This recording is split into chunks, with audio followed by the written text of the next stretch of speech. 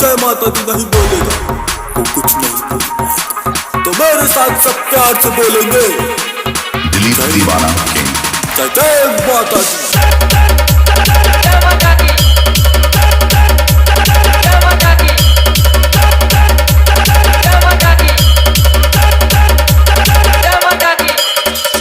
हारने और जीतने का गम कौन रखता है?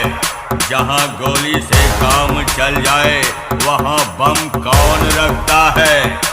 मैं तो डीजे लाइन का बदनाम बादशाह हूँ लल्ला।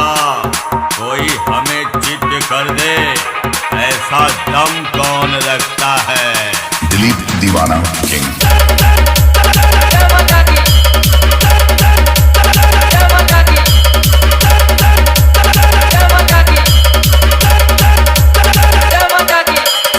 Master of power bass, the king of the king, Sikriya Kala, Zila Balia king, Dileep Deewana king.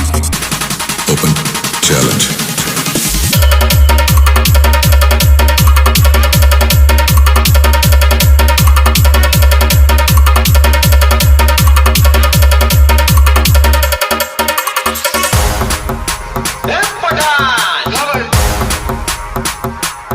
सिर्फ 10-12 खेलों को ठोक कर डॉन नहीं बनाओ।